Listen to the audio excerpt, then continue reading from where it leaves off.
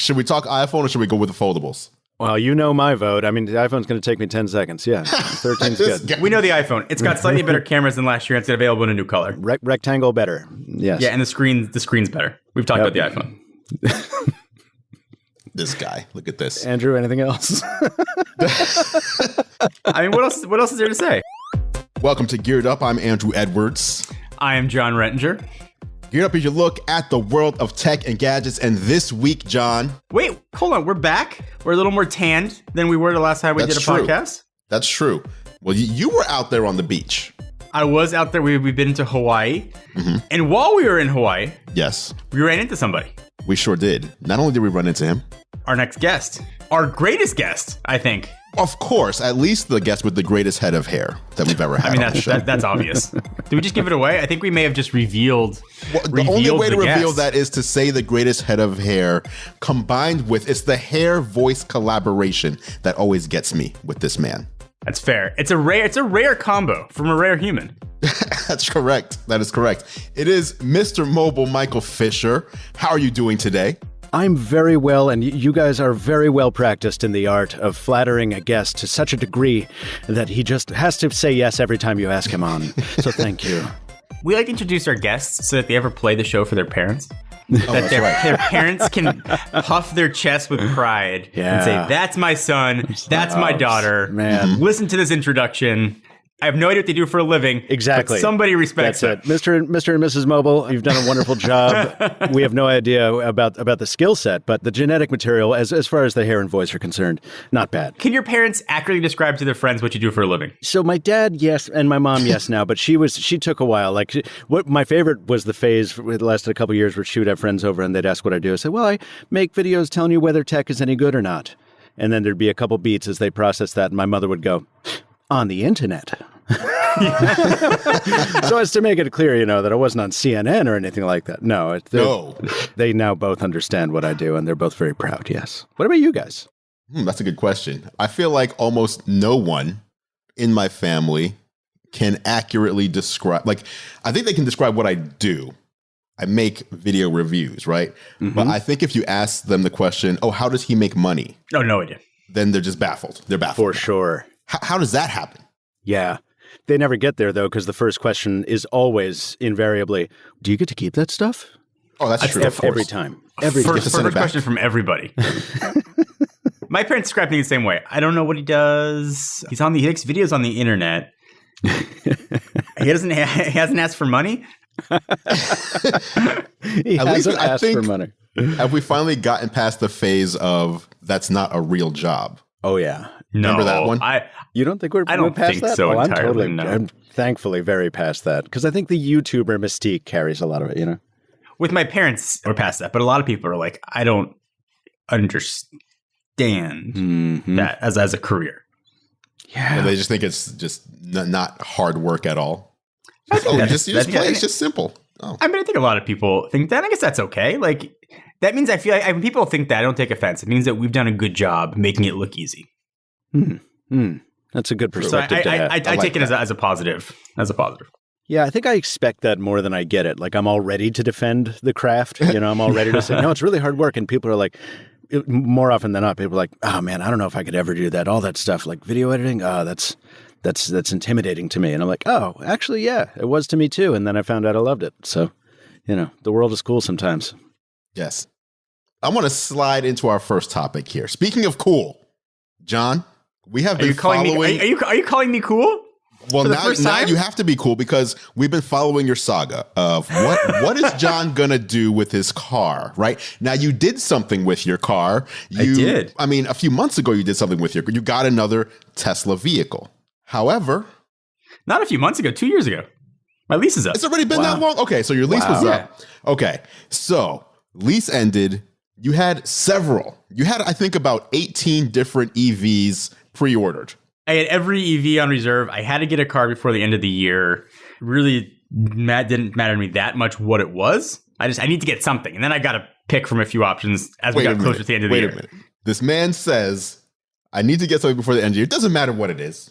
I mean, okay. And what does he get? What does he end up with? It mattered when I had choices, and I knew I was going to have options. Then I got to pick. I just needed to have something be available for the end of the year. And it turned out I had a couple options that ended up being available.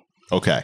Walk us through what has happened in the past week or so with you. I had decided I was going to I've been driving electric cars for 8 years. I've loved the Tesla. It's been Teslas for 8 years. I had in my head, I really want to try something different. I'm looking at some version of the same thing for 8 years. I want to try something new. I decided I was going to get one of the new Mercedes, the electric, the EQS is what I was going to get. I had one reserved. It was at the dealership. It was amazing. And the car is available to be sold on December 6th. Dealership calls me, I believe, on the 1st. I'm like, hey, your car is in. Here's some pictures of it. Looks awesome. Hey, by the way, there's a market adjustment on your car. Oh. It's like, oh, okay. Market adjustment is a nice way of saying we're marking up your car. Oh, what? They decided to put a $50,000 dealer markup on the car. You are kidding. Which was my reaction as well, which is obscene. Obscene and offensive. Wait, well, how did they say? Did they say it like it was all nice? Like, hey, just no big deal. No, they super mumbled it. Wow. Like, $50,000 dealer markup. I was like, it's like 5? 15? And I get that cars are scarce right now. I understand that. Every car is hard to find. And there are some market adjustments that perhaps happen. $50,000 I found offensive. And if anybody from Mercedes is listening, I did reach out to Mercedes corporate and tell them, essentially, this is why your dealer model is flawed. So I told them that they could take their car and find somebody else to buy it. Oh, I took delivery on Saturday of my brand new Lucid Air Dream Edition Performance.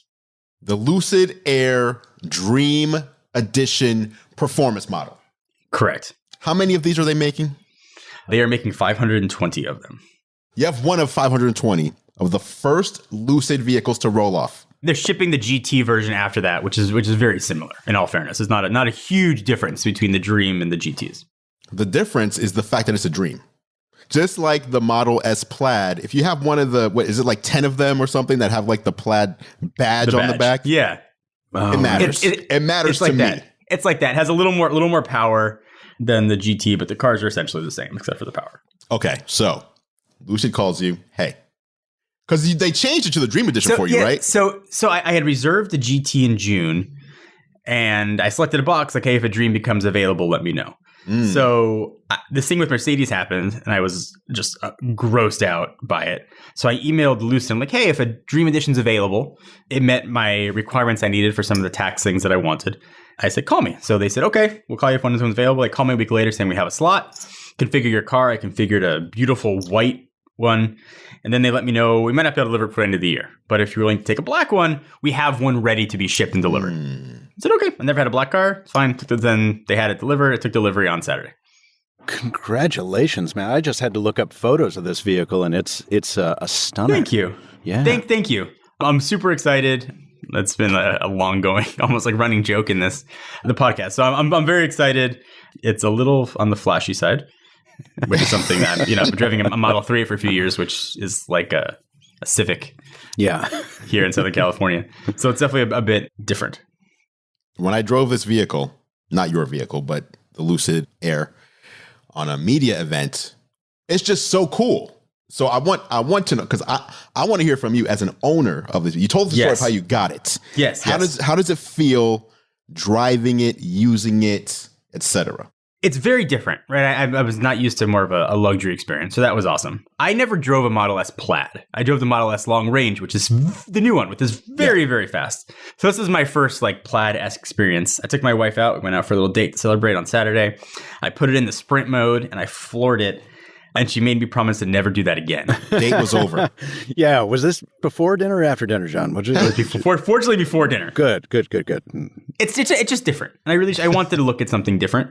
So it accomplishes that task. You're very subdued about why am I more excited than you are, is my question. How about this? The hardware of the car is amazing. The fit and finish and build quality is incredible. I'm not used to that. When I picked up my Model 3, the bumper wasn't connected. I'm not making a joke. And they really had to take it back and reconnect the bumper. The fit and finish is amazing. And I expected the software to need updates. And it needs updates. There are things that aren't working properly and things that aren't there yet. Dream Drive isn't enabled. It's sort of their autopilot equivalent. It's not enabled yet. It's coming over the air. Wireless CarPlay is coming, but it's not enabled yet. But all of these things will just come. Is 1.0.4 is what's in my car. Okay. I mean, so we are early in that. I mean, this is really one of the very first cars that Lucid has made as far as retail, like to sell to a consumer. So I'm Vin in the 2000s, but I'm Dream number 78. So I think they have not delivered that many cars. I guess I'm under 100 as far as what's actually been delivered. Okay. So obviously this car is still new to you. You're going to learn more about it. You're going to get more used to it over time. We will have to come back to this because... Absolutely. I'll have many updates.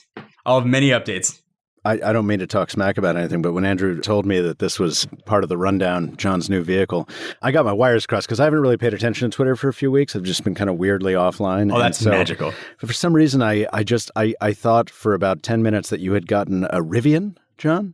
And I know that there's a lot of fans of this vehicle out there.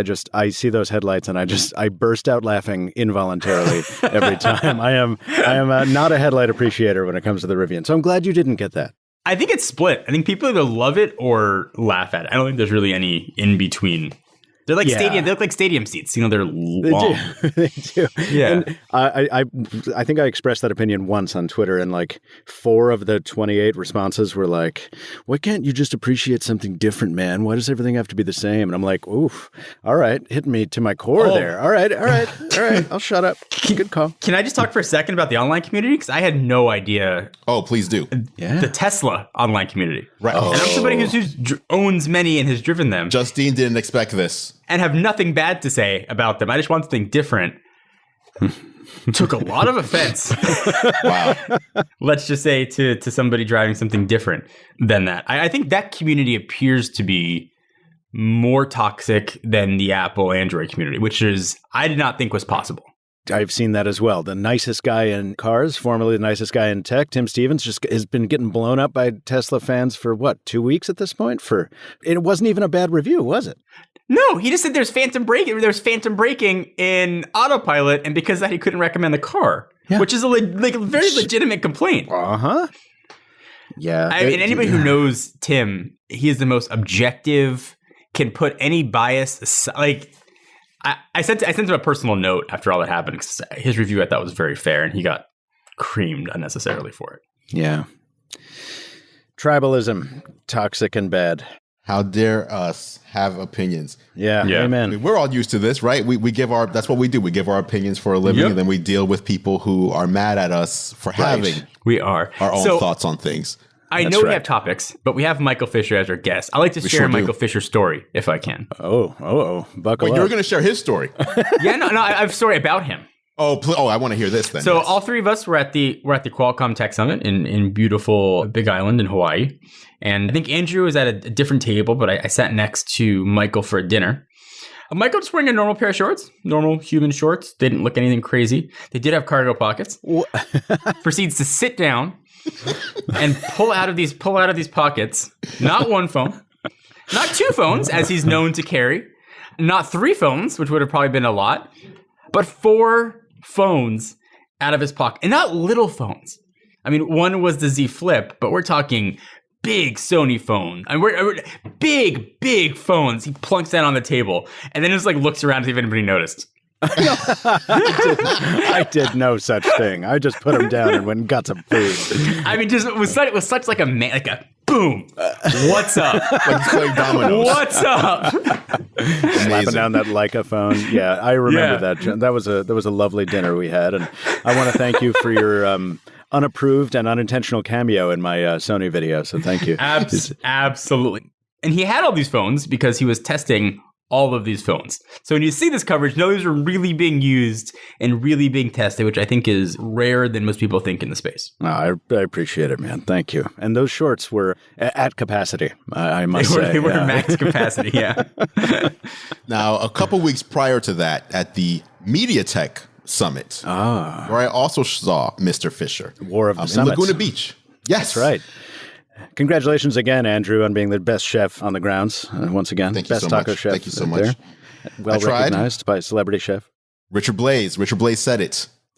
But my favorite portion of that entire cooking experience was turning around. So I'm making my tacos, and I turn to my right, and I see Mr. Fisher. He is barefoot. I don't think he's wearing shorts. I think his pants are rolled up. He's like Huckleberry Finn fishing, right? But he's wearing an apron. And from the angle that I saw him with the pants rolled up, it looked like he was wearing a dress. It was amazing. Like he was just over there cooking in a dress, and I was like, "This is why I come to these events."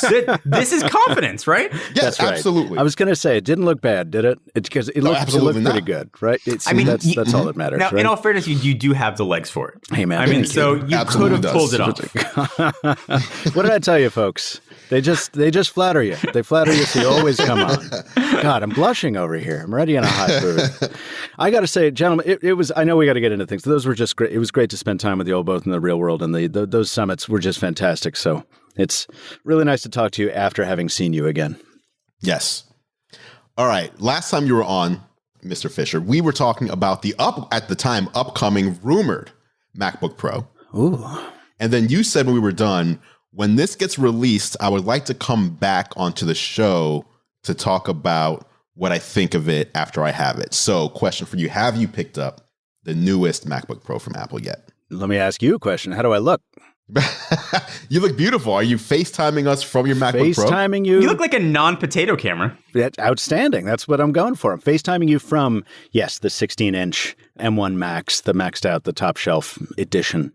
And I just had occasion to talk to a stranger in the cafe who said, "Are you leaving?" when he was going to take my seat. I'm like, "Yeah." And he's like, "Oh, cool, because the power outlet's right under you." I'm like, "I'm sorry, I didn't notice that there was a power outlet in here because I've stopped looking for them because I got this machine." And we talked about it for like 5 minutes.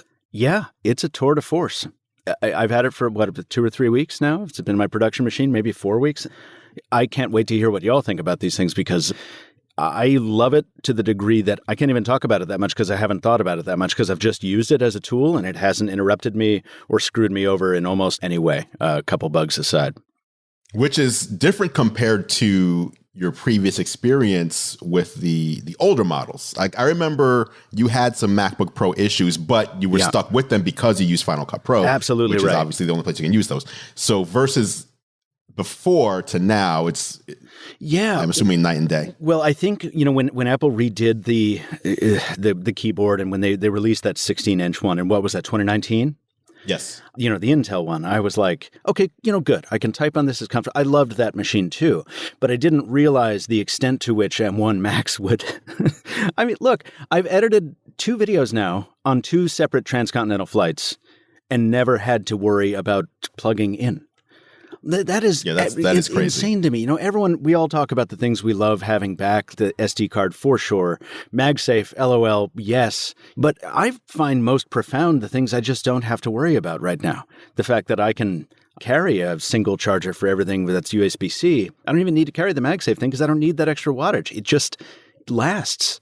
And before you guys called up, what was that? The Fatboy Slim's? A weapon of choice. I was blasting Weapon of Choice in this sound booth and dancing like an idiot. And I mean, these are the best speakers I've ever heard on a laptop, and they are much better than the last best speakers I ever heard on a laptop, which was the last MacBook Pro. I mean, look, the thing is a monster. I would love it more if I didn't just use it and consider it a tool. It's wonderful. How do you feel about it? For me, I feel very similar to the things that you just said. I use a Mac Pro as my main computer for work and editing. Hey, how much RAM's in your Mac Pro? I have 768 gigs of RAM in the Mac Pro, which I know is ridiculous, but it was a video I did with a brand where they were like, let's show how you can just max out a Mac Pro. So I've got this ridiculous amount of RAM in there. I have like a 40 terabyte RAID inside, like a MPX module. And then I have another 8 gig SSD. So the problem that I have is... Look at that flex. Is it hard? Are you going to rip your shirt with that much flexing? Well, here's the thing. Despite all of those specs, I feel like the laptop at 64 gigs of RAM, which is about 12 times less than what I have in the Mac Pro, is at the very least even, if not faster. It's at the very least even in speed. That's for video editing. Nuts. That is not faster. nuts. So my problem is if I want to switch from the Mac Pro to the MacBook Pro, which seems like it would make a lot of sense, the problem is storage. I have so much storage that I use. I use all that internal storage in there. It's not full, but I use a lot of it. Oh, and I also have 4, 8, 12. There's 14 Thunderbolt 3 ports on here. And I use a lot of those too. Not every single one of them. I probably use 6 of them, 6 or 7 of them. Where the MacBook Pro has 3. Has 3 Thunderbolt 4 ports. So I'd need some sort of dock, and I need to figure out moving stuff from the internal storage to some sort of external fast storage, like SSD type storage. So it's just figuring that out. I'm trying to visualize what you're doing on this machine, Andrew. What? That's nuts. Why do you need all this? This is my main machine. I don't even need a dock. What are you doing over there? Well, so let's see. So I have a Pro Display XDR, so that takes up 1 Thunderbolt port. I have the Rode Procaster that we do the podcast with. Which I believe is USB-A, is that not? USB-C. Using USB-C on that. But I have a few different Thunderbolt 3 drives. So I have a archive drive that I store recent projects on that I think I might pull stuff from. So let's say I do an iPhone 13 review, right? And I have a bunch of B-roll for that review. If I'm going to do any follow-ups or other iPhone 13 content, I know I can pull some B-roll from previous projects. So I'll keep that on like fast external storage. Then I have a Drobo that's also Thunderbolt where I store old projects. So like, let's make my archive. Yeah, I have like 40 terabytes on the Drobo. But then inside the machine, listen, I just have a lot of storage, okay? There's storage all over the place. There's a Time Machine drive in there. So it's just... You know what would be amazing if there was somebody would make something where you could store files like on somebody else's computer, but you could do it like... I don't know what you would call it. You could access it like anywhere, right? I mean, anywhere, right? Like it could be almost like it was in the sky. Or like in the fog. The fog. Yeah. Would be a cool service somebody should come up with. 40 terabytes of data in the cloud.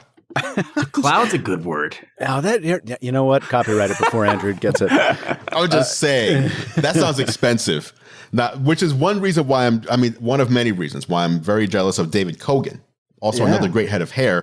He got in on Google Storage, grandfathered, where he got an unlimited plan.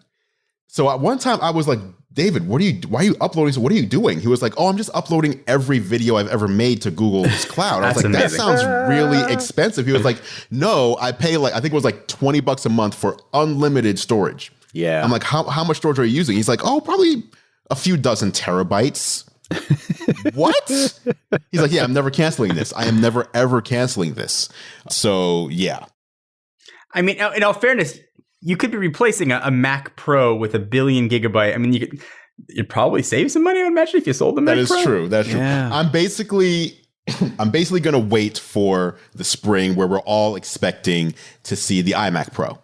The iMac Pro is rumored to have up to 2 of the current M1 Max chips. So the top I can't end. even comprehend that amount of speed. Exactly. Dual M1 Max. Dual M1 Max on your desktop with a 5K display and all that. I think that'll be the machine that I move from the Mac Pro with. I mean, Michael, what's your export time? So let's say on a 10-minute 4K video. Oh my God. What's your export time? On a 10-minute 4K video, it's actually not all that much faster. The render times are what's faster. For the export, I mean, we're talking probably, it still takes about 10 minutes, maybe. So it's like, what's like close to 1-to-1-ish? Yeah, roughly. I mean, is that what you're getting as well? Am I using a weird codec? No. I think that's pretty right. Yeah. Andrew, for your Beast machine, how is it for you? I set up a custom export in compressor, so I don't know what the typical thing would be, but mine exports 4K 24p. If it's a 10-minute video, it'll probably do it in 7-ish minutes. Okay. So and that same compression on the MacBook Pro is about 2 minutes faster. I can do it in half the time. So if it's 10 minutes video, I can do it in 5 minutes, which is that's and insane. The rendering though is the rendering on this machine, the rendering on the Beast takes forever for some reason. Yeah. And rendering on the MacBook Pro is almost instantaneous. I don't even know what they're doing. You gotta love it. Say, just for devil's advocate though, don't you have some Thunderbolt ports on the back of that Pro Display XDR you can just plug some things into and use that as your dock? No, because the Pro Display XDR connects to the machine over Thunderbolt, but only has USB ports, not Thunderbolt ports. Interesting. Actually, I didn't know So you that. can't plug in any Thunderbolt devices because since it's a 6K display, it uses the vast majority of that bandwidth for the display. It doesn't have enough bandwidth to also pass through Thunderbolt as well. I can't wait until I have a crew that can think about this kind of stuff because it's so funny, Andrew. Like I feel like I'm like I artificially limit myself. People think I'm insane, but I don't even use a mouse when I'm editing on this thing because there's this like leftover DNA from the days where we really had to do everything on a real shoestring. And like I have always edited right on a laptop. I've always edited with a trackpad and not with an external monitor because I want it to feel the same whether I'm at home or in an airplane seat. You know, I don't want to lose any efficiency as a result of being on the road. So you talk about monitors and docks and things, and it just fills me with anxiety. I said, no. I don't want to get used to any of those creature comforts. I want to be hunched over and uncomfortably sweating out. No, not even a mouse. Don't need that. Speaking of creature comforts, let's move on. Let's move on to the main dish discussion point today. Let's go over. It's December. It's late December here, guys. The end of the year, just a couple weeks away. Let's talk about the smartphones that we've used this year, that we've liked, disliked, etc. It's interesting because I was trying to make a list of the different phones. You know, the mass market ones, but there's also like the outliers, of course. But from a mass market perspective, it seems here in the US, because we're US centric, we're based here, iPhone, Galaxy, Samsung's foldables, and Pixel. Is there any other major phone in the US that I'm missing, that I'm not thinking of? Maybe OnePlus. The 9 with the 9. OnePlus, that's true. I'm taking a look at the archive here. I feel like they're still niche. Yeah, they are still niche, I would agree, but they deserve a mention. Yeah, for sure. You know, I mean, if we're going OnePlus, you know, you could take it one more step. You can give an honorable shout to the ROG phone, those gaming ultimate devices, which I thought they did a good job on this year, but super niche for sure. Maybe some Moto. Moto's a little niche now too. Jeez, yeah. What did Moto release? 18 phones this year? They're all Moto Gs. There's like, they're all Gs. Like 30 Moto Gs. Every successive press event, I'm like, guys, give me at least an X here. Like make something mildly aspirational. And then, you know, the Edge is what we got, I guess. And then there's that Sony one. Well, which one should we start with? If we're starting a conversation about phones in 2021, where do we start? Can we start with Samsung? Let's start with the S21 line. Okay. I think Samsung has done an incredible job this year with their phones. I really do. From the foldables to their flagships. I think they let Qualcomm do a lot of their processing, which was nice for this generation with the 888. I've been generally very impressed with Samsung phones this year, more than I have in previous years. Yeah, the S21 I thought I was done with after we did the initial round of coverage because I was like, they don't fold. I don't really care. Whatever. Good job. Fine. But then, you know, every single phone that came out and purported to compete with that telephoto that you could get here in the States really just can't. From a processing perspective, sure. But just from a raw reach standpoint, I went to an air show in the late spring and I took some photos with that S21 Ultra that it was literally impossible to get with any other phone. I mean, Kogan had a camera the size of a school bus, and he was getting some great shots. But like short of that, you couldn't use any other phone besides the S21 Ultra and maybe one of the Huawei's to get the shots I got of that air show. So I mean, tremendous achievement optically for sure. I agree, and I think what I appreciated from Samsung was the S20 Ultra with their space zoom looked like an oil painting. Sure did. Now, I know they took the zoom down, but the improvement generation to generation, when you see something that drastic improve, I can appreciate that. It's not a perfect phone, but there's a brand who saw a problem and did at least work to correct it within 12 months. Well, they made the problem. I mean, I'm sure they made the problem, but they did recognize it as a problem and work to correct it. Yes. Yeah. And actually, they corrected it even a half year later because on the last Note, it also had the super zoom, but it wasn't the 100x super zoom. It was a much more reasonable telephoto length, and also the pictures looked a lot better. So they kind of took 2 steps to get there. But I agree with you. Like, they didn't just leave it there and just hang their hat on the spec. So, quick question. If we get a next generation phone, let's call it the S22, that has an S Pen, do they call it the S22 or they call it the Note 22? Does the Note name come back? I think Note's gone. No, I think the Note name gets transformed. It's no longer a line name. It's a suffix. You have the S22 Note Edition and the S22, and the S22 Fan Edition. You know, it's like it's a modifier now. I think that's what they do. Yeah. That's it. Although, I mean, we have a foldable that uses the S Pen that they did not call the Note Edition. True, and it doesn't have a silo in it, and I think that's the number one killer of that utility. I understand they didn't have much space to work with, but I wanted that silo. You put that silo in, give that pen a home, then you can call it the Note Edition, in my opinion. Yeah. It has to have a home somewhere. The silo is nice, but even like the original Apple Pencil for the earlier iPads that you had to stick into the Lightning port to charge, I never had that around because I don't know where I put it. But the new Apple Pencil just sticks on the side.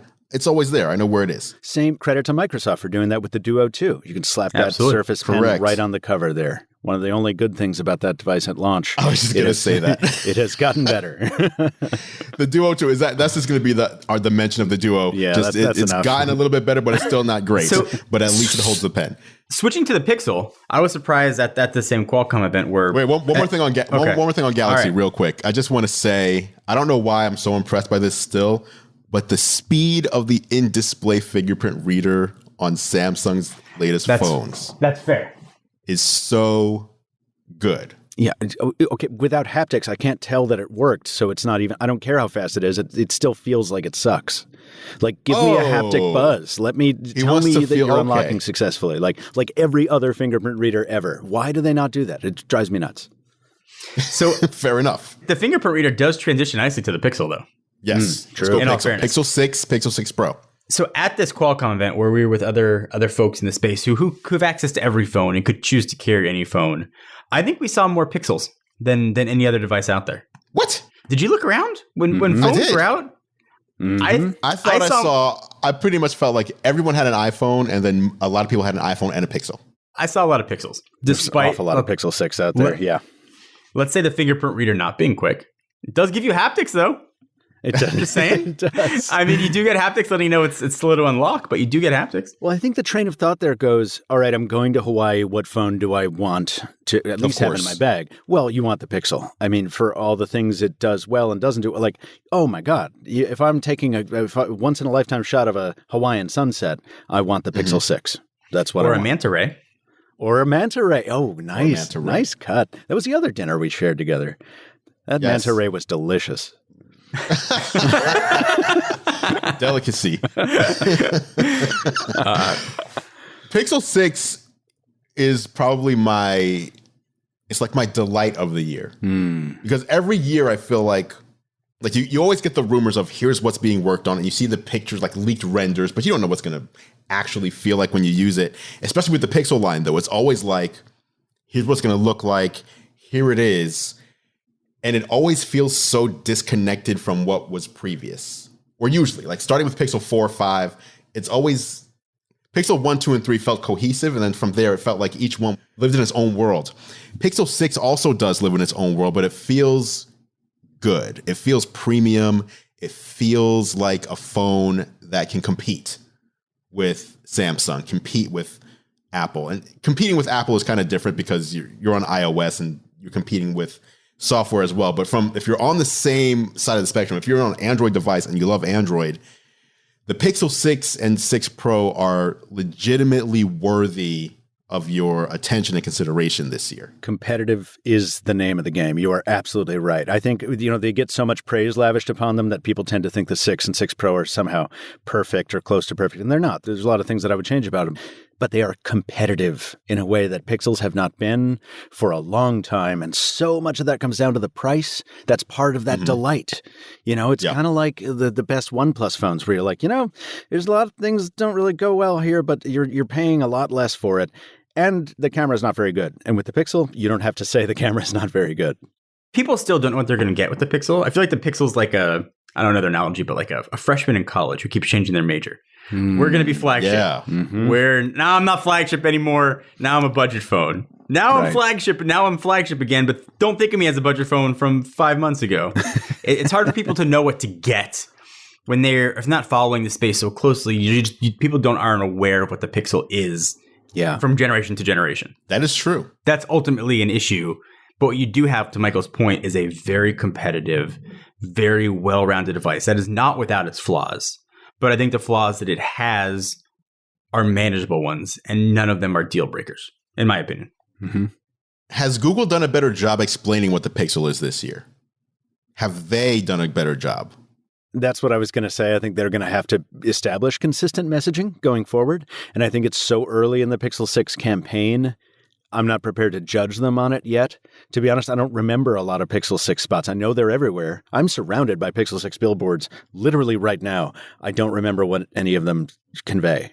So maybe, I don't know, maybe that's a me thing. Maybe that's a them thing. Who knows? I would want to say, based on using the 2, the 6 and the 6 Pro, I'm really over it with the curved side displays. They do displays look good. That curve on the edges of they look great. But they're disasters to hold. Usability, it's just I didn't tap that button. I'm just holding you like I can't do that anymore. Can we please move away? Just move away. It's funny how the experiences vary, right? Because that's what I feared. I reviewed the small guy first, then went on to the Pro, and I expected all these phantom taps on the sides, and nope. It worked fine for me. Like the palm rejection was good on the Pro, and I couldn't believe it. So, okay, well, depends. My palms are a little more. Depends on our. No, I'm getting meaty paws, Andrew. I'm catching up to you. I'm ready. I would have loved to have seen like a Franken-Pixel. Google has in their bag of past devices. I think one of the best biometric facial unlockers that's been done in recent years with the Pixel 4 XL. That was so good and so well done, and then it was gone. I would have loved to see that come back. I also loved the squeeze feature that we had. That was at the Pixel 4 as well. That was the 4, yes. When you could set it if you wanted to. And if you don't want to use it, turn it off. It's not a problem. Pretend it's not even there. I use that for Google Assistant all the time. That's what I mean by you don't know what you're getting with the Pixel. There's amazing features, and then they're just gone. Like, That's a Google thing, though. That's like all of Google. They make so many things that just disappear. Bring back the facial unlock. It was so good. Don't do that. No, we're all wearing masks. Stop it. This face unlock is the most frustrating and dumb thing I've ever used in this age. There's workarounds. Wow. No. Wow. Put them both in there if you have to, but just don't make me use face unlock. Redundancy, sure. Yes. Please. Okay. that could transition us to the iPhone, but should we talk iPhone or should we go with the foldables? What should we talk about? You know my vote. I mean, the iPhone's going to take me 10 seconds. Let's talk about the iPhone. We know the iPhone. It's got slightly better cameras than last year. It's available in a new color. And the rectangle better. Yes. Yeah, and the screen's better. We've talked about the iPhone. This guy. Look this. Andrew, anything else? I mean, what else is there to say? For the iPhone 13, I actually did not expect the camera to be as good as it was. Same. I'll give that. And what I mean by that is the year-over-year improvement from 11 to 12 was pretty big. It was especially 12 Pro or 12 Pro Max. It was very big. So I expected, okay, because they don't do big like leaps year after year after year. It's usually refinements and then a leap every 2 or 3 years. They took the camera from the 12 Pro Max and put it into the standard 13 and 13 mini. And then they gave the Pro line an even better camera, which many people looked at the back and was talking like, why is this camera module so huge? And I remember when camera companies used to try to kind of hide the module or downplay the camera bump. And now when you look at marketing, like Apple's marketing, when they revealed the Pro, what they actually revealed was the camera bump. And they went for the side profile to show, look how substantial these cameras are. And we've seen that from other companies too. Sony, for example, like where they kind of leaning in and saying these phones, and I think for a lot of us actually, especially in what we do, we see our phones as cameras almost primarily. And then they do other stuff too. We use apps, etc. But the camera is such an important part of these phones, like the Pixel, like you were saying. You're going to Hawaii, what are you grabbing? I'm grabbing a Pixel because of the camera, right? So for me, seeing that year-over-year improvement on the 12 Pro Max that everyone complained about, why couldn't this be in the smaller phones too? And then Apple just brought it to the smallest phone and then made the camera even better. I was excited about that. And then ProMotion, which John said last year, they should be ashamed of themselves it's not on a 12. I did. They brought it to the 13. And I did actually want to ask you about that, John. Like, I don't know, since I've been using the 13 since it came out in September, right?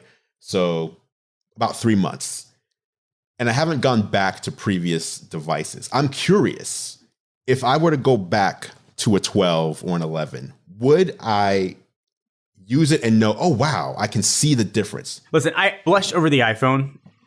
Not to say there aren't improvements, because it's generally a little bit on the boring side. We've talked about it ad nauseum. It's not a new design refresh. The ProMotion, the high refresh screen, is wonderful. It's a feature that should have been there years ago. It's certainly noticeable if you look at the 13 or any of the 12 line that it's not there. The cameras are great. Much like the barrier of entry to a Pixel is really good cameras, the barrier of entry to an iPhone, especially a Pro one, is it's got to have great cameras. The display now has to be great. And Apple did that. And listen, the 13 Pro Max is still a phone that I carry in my pocket. It's probably my most used phone of the year. That doesn't mean it's not a boring device. It does what it does really well. Michael Fisher, though. Yeah. What do you think? There you go. I mean, I have the 13 Pro in my bag. I use it as my run and gun B-roll camera, as I have with the 12 and the 11, and half of the 10's lifespan too, because it's the best on-the-go video camera you can find, and the stills are now also tremendous. It's a wonderful camera. The device bores me to tears, but it's a wonderful, wonderful camera.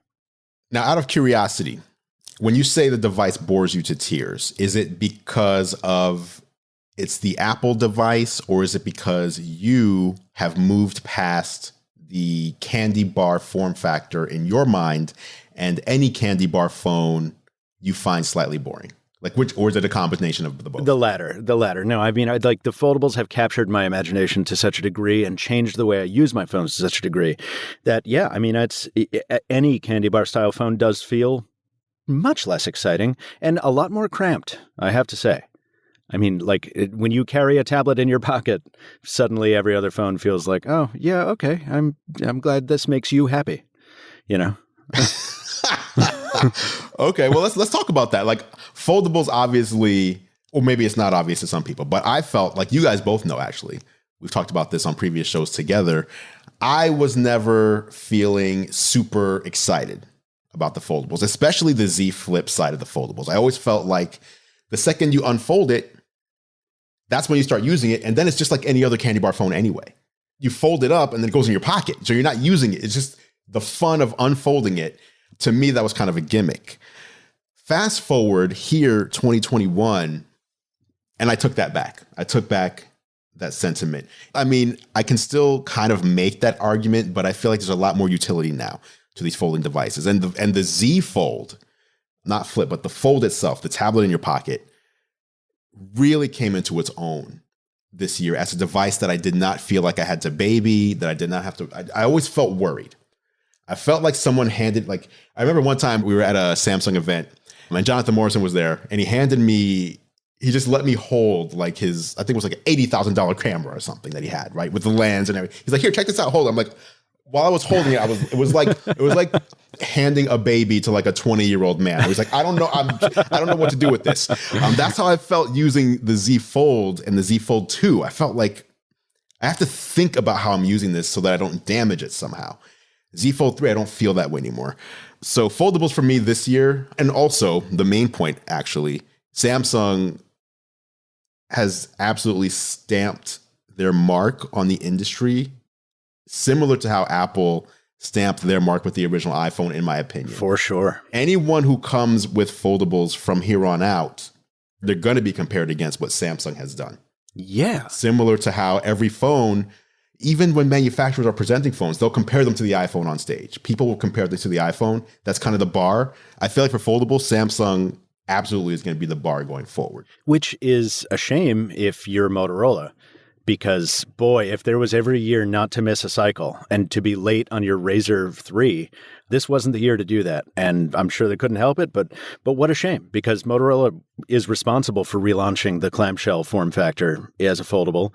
The Razr beat the Z Flip to market. The Razr was better in many ways than the Z Flip was, but Samsung just, what a juggernaut. I mean, Samsung, just the pace of evolution and innovation, and combined with price reduction, Samsung is just owning the narrative right now with foldables in a crazy way. Remind me before I say anything else, when does this episode come out? This will be probably by the end of this week, probably Friday. Okay, but after Wednesday. because the new entrants arrive all the time. But like, even though there's a lot of great things I have to say about the Oppo and Find N, Samsung is still going to just completely dominate this conversation going forward because they have the market presence and they have the momentum. I completely agree. It's hard to think of foldables without thinking of Samsung. And I think they've done a very admirable job at crafting that narrative. And I will say, like, Andrew, I don't think you needed to be too cautious with the Fold 2. I must have dropped that thing in a drunken haze 5,500 times. Yeah, no. The thing you have to worry about foldables is cracking themselves in half at the crease with the way Samsung does the bend. And that's something you can't. It doesn't matter how rough you are on them. I'm pretty hard on my foldables, and I've yet to break one in that manner yet. Do you carry around both? Yeah. These days still? Oh, yeah. Yeah, Fold 3 for weekdays and Flip 3 and Razr for weekends and weeknights. Flip 3 and Razr for weeknights. Yeah, I alternate them Flip 3 and Razr. I alternate them week by week. So you're not dual wielding. Not always. These phones. Yeah. Well, unless I know John's going to be at dinner, and then I just like to flex. There you go. Then they come out. John, what about you? I've gone 2 phones for a lot of the year. Now I'm down to just one. I'm carrying the 13 Pro Max for most things. If you're carrying a foldable, though, I was carrying are you going Fold or Z Flip? Z Fold. Z Fold. Still, just being able to open the screen and have it just be bigger still seems like magic. It's not always practical. I don't always need it, but there's just that the wonder is still very much there. Okay. Since we just have a couple minutes left, let me ask you guys. So I already gave my answer, which is the question is going to be, what do you want to see and what would you eliminate for 2022? My elimination would be the waterfall displays, those curved displays. Please just do away with those. What about you guys? I need a second there on that, John. I need to see. I didn't get these pre-questions sent over to me in the briefing package. You see, I can hop in. I would eliminate single biometrics, and I think Michael kind of alluded to that. Redundant biometrics are absolutely amazing. I love facial unlocking. Michael doesn't. Why can't I have incredible in-screen fingerprint reader, plus have the option when I'm not wearing a mask to use facial unlocking? Sometimes it's convenient. I don't know why that's such a rare thing to find. And I'm not talking like using a single camera. I'm talking like a biometric facial unlock plus a physical fingerprint unlock, whether it's in-screen or on the back or the side. I would love to see that. So I love to see brands leave single biometrics away, go towards redundant, and give us the choice. Multiple. Yeah. Is it okay if my elimination only addresses the foldable segment? Of course it does. Sorry, I was like, this is really, really very niche, but I would eliminate the folding approach that Samsung uses for its material right now. Like the way Samsung folds their screens is very narrow radius, and what that gives you is a big old crease, which is not attractive, and it also creates more stress, which is resulting in more display failures. We have seen from Motorola, from Lenovo, and Xiaomi, and Huawei, and now Oppo, that you can use a teardrop, you can use a bigger fold, and the crease goes away, and the displays don't shatter for no reason. Let's do that. Let's just move to that model completely and leave the creases in the past. That's what I would do. Very nice. Michael Fisher. Andrew Edwards. Thank you for joining us this week. Thank you. John Andrew Edwards. We appreciate the greatest guest in the history of guests. I'm going to come on. Greatest episode. I'm going to come on next time. Don't worry. No, really. Thank you for having me. You are the man to talk to when it comes to phones, knowing that it's this time of year and it's the meeting of the person and the date and the time. It's like you're our Dr. Strange in this episode. Honored as always, gentlemen. Thank you both. Michael, thank you. And that is it for this edition of Geared Up. Thank you so much for listening. Of course, you can catch John and I on YouTube. I'm at youtube.com/GearLive and John is at youtube.com/John4Lakers. Feel free to head over and subscribe to our channels to stay up to date on all the latest tech. Speaking of subscribing, you can subscribe to Geared Up in your favorite podcast app if you haven't done so already. Just search Geared Up, that's 2 words, not one, in Apple Podcasts, Spotify, Pocket Casts, Overcast, or really wherever you choose to listen. If you like what we do, please consider leaving us a rating and review. It really helps other people find the show. Geared Up is a Gear Live podcast, and you can see more from us at gearlive.com. Thank you so much for listening. For John Rettinger, I'm Andrew Edwards, and we'll catch you in the next episode.